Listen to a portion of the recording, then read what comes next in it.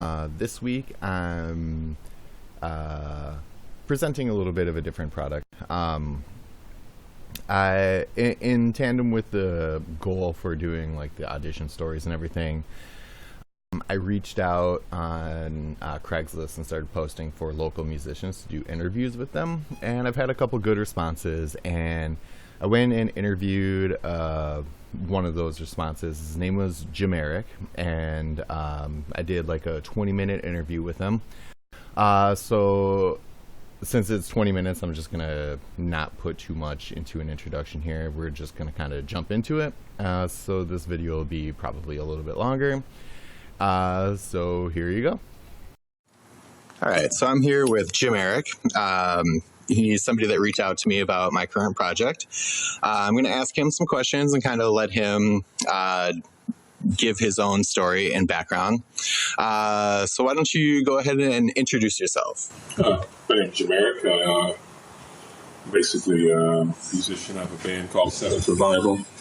Just still working on music. Been here in the Twin Cities for over 34 years. Been doing music here for about 25 of those years, from songwriting to production, band direction, mixing and mastering, co-writing and doing projects for quite a few musicians here in the Twin Cities area over the 25 years.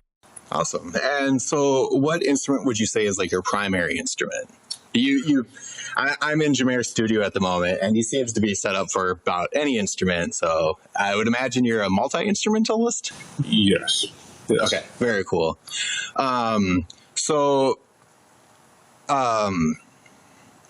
Okay, so that's kind of your background in the way that you developed into music. How much interaction have you had with the musicians in the community?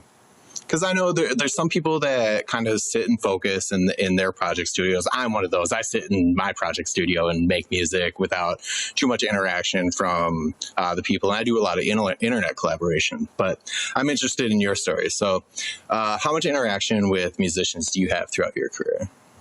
Well, I would say probably for the first 15 to 18 years, it was pretty much consistently with different type of musicians, whether it was some rock. I even worked with some jazz, some gospel artists, musicians here in the cities. Definitely a lot of rap and hip hop, Sure. definitely. Sure. And then other songwriters and musicians that brought projects into my recording studio at one time. When I used to be based out of the Profile Center. This was years ago. Did mixing and mastering for a lot of people's projects in the city, as a matter of fact. And that was actually primarily a lot of what I did behind the scenes. And so my interaction with people at that particular time was pretty much consistent every day, every other day for 15 years, 18 years. Sure. And then I decided to break away and started doing more of my own projects. And I'm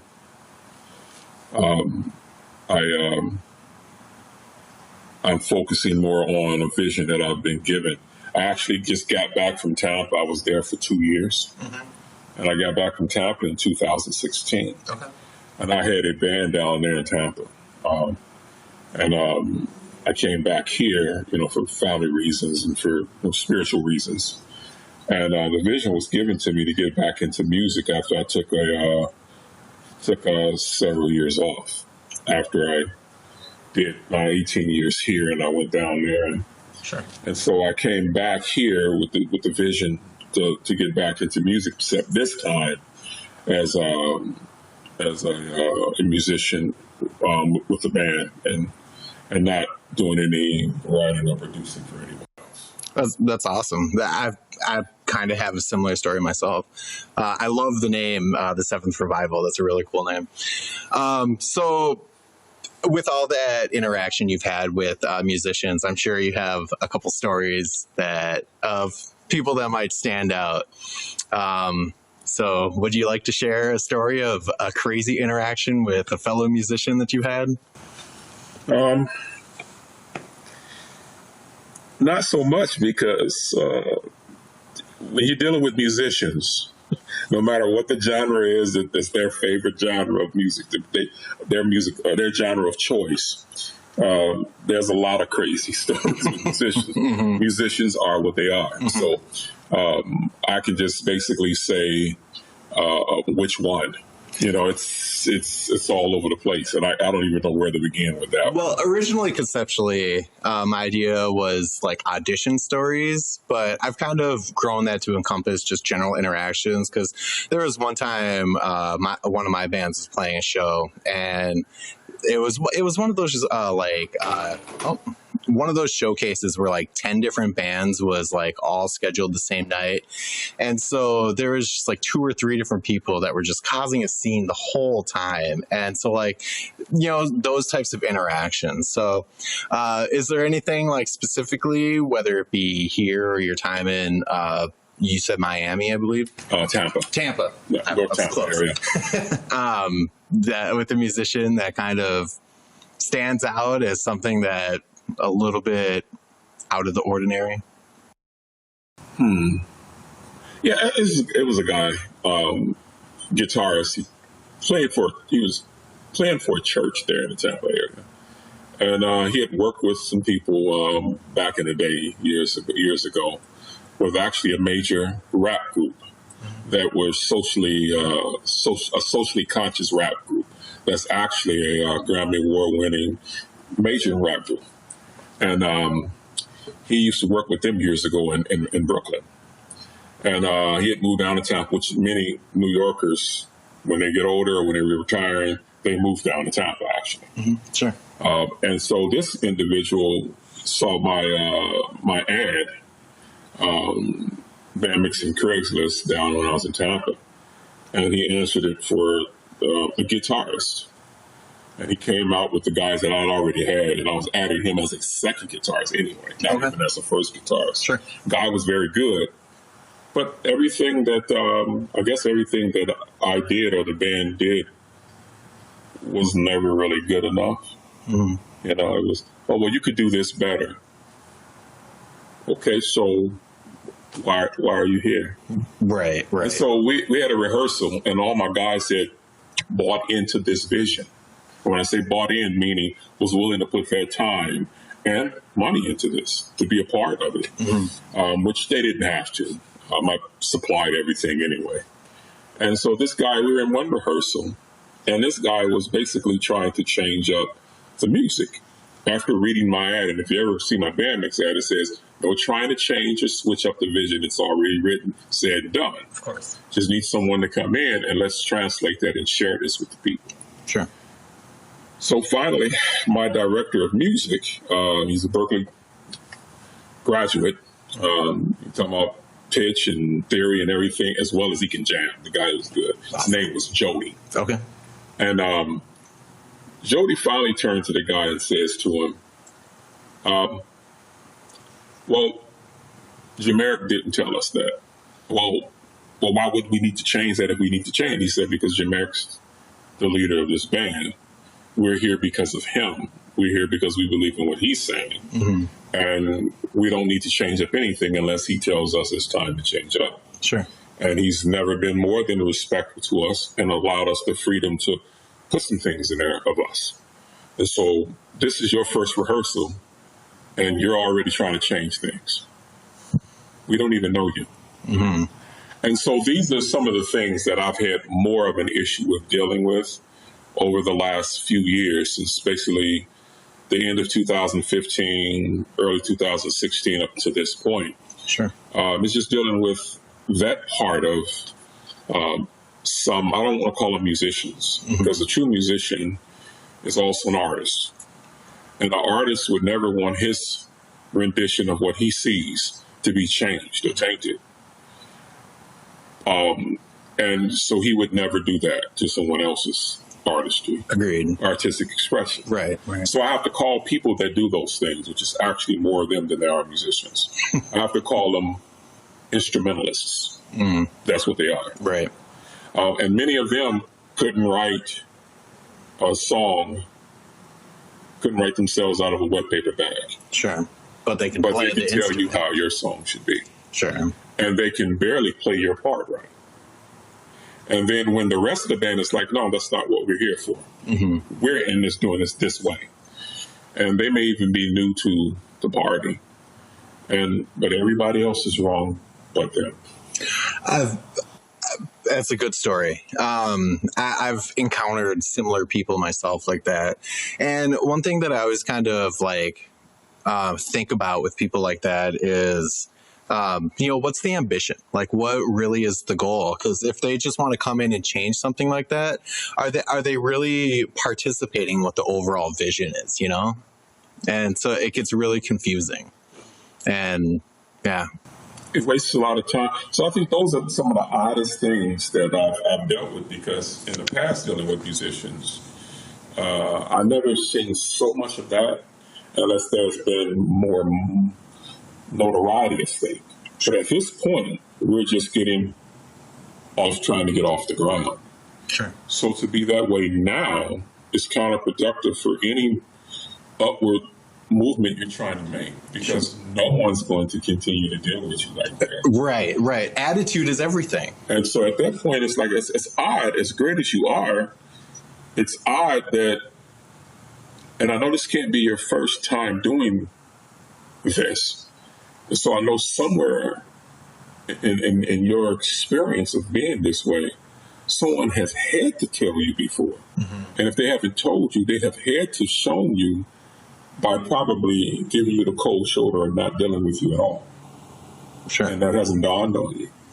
And so these are the things that I find the oddest for me over the last, I'll just say, 3 to 4 years of dealing with people in the local music scene. Okay. And there's been more of that. And then I'll call them the genre-stricken instrumentalists.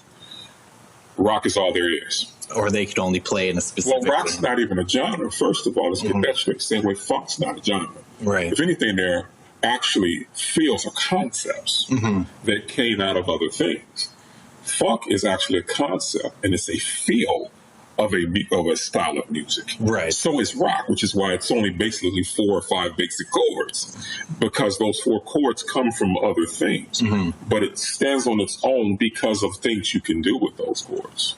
And so we have to understand that rock is here because of its popularity, not necessarily for its viability. And that's not taking a stab against rock at all, by no means. I grew up listening to it and I love it. But when no other genre of music counts but rock, or you discount other types of music, you're not a musician to me. And that's just my opinion. A musician, you look at the Claptons of the world, you look at all the icons of the world that may have even came through rock, but you look at their background, they've either had classical training, they have theory behind it, they've dabbled in rock for a big chunk, but then they've always mixed, fused, or went to the next level with stuff and didn't just stay. Sure. They've always respected other genres. Sure.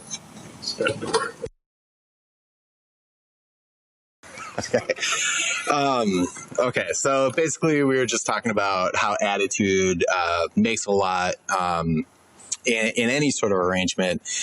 You've said that you've been in the industry for about 25 years actively. Have you ever been in a situation with any of your bands where that type of person has been 2 people in your band and they start to clash? Yep. How did that go? A situation where I had a bass guitarist and a drummer pretty much basically got into each other's face. Okay. Now, the bass guitarist was explaining a part, which he's A-type personality, very, precise in how he does things, but very good. Doesn't have really a bad attitude.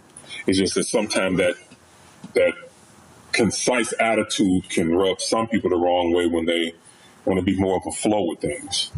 And so the drummer was more of a flow type of guy, but he was very good at what he did and what we needed him as a drummer. And so the bass guitarist was explaining a part to the guitarist because he was having some issues with, because the bass guitarist also played guitars.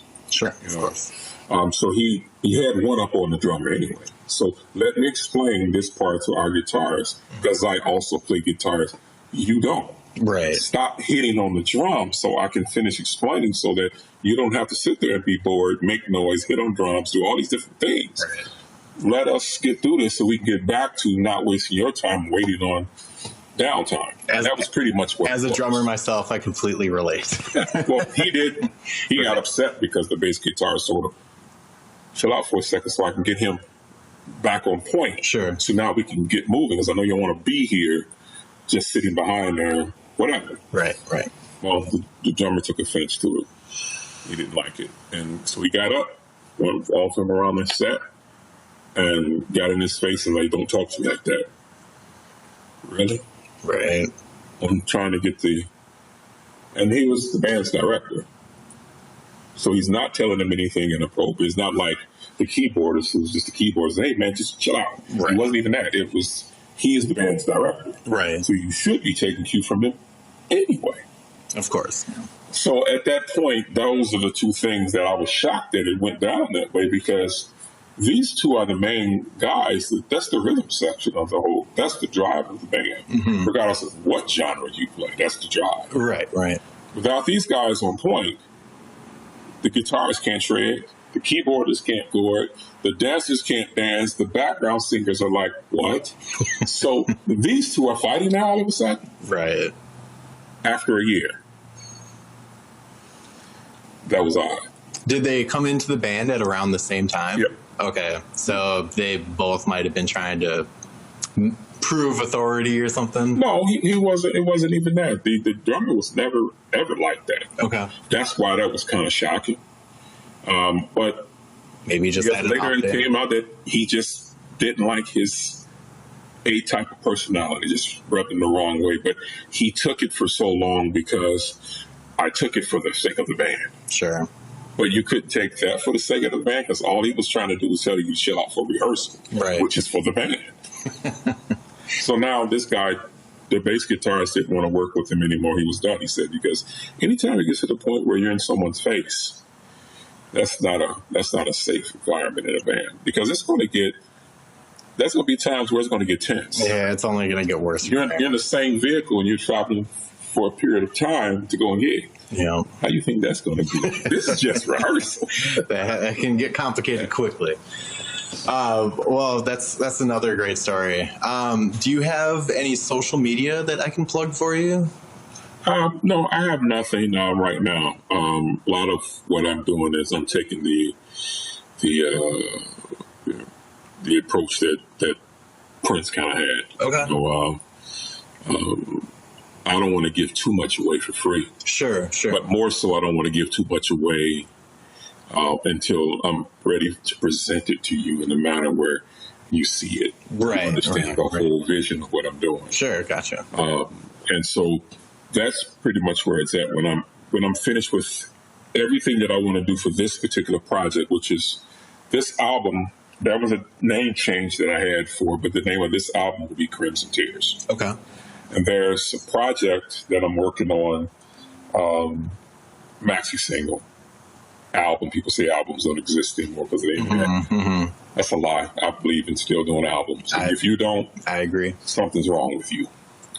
So the album is going to be actually the soundtrack for the movie that we're going to shoot. Oh, cool. And so that's something that I want to shoot here in the cities. Mm-hmm. I'll be working on the maxi single first, and then there'll be 2 videos for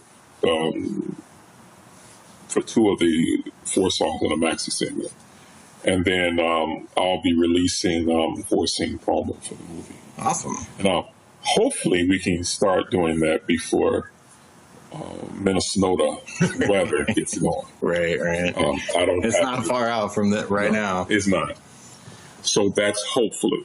I don't have a definite date yet. And would the movie have the same title? Yes. Okay, sure. Yes. Yeah. Well, very cool. Once the stuff comes out, I'd be more than happy to help promote it. So whatever channels I have, I appreciate you giving me the time right now. So I appreciate you making the journey to come and and then answer all the questions you need. All right, cool.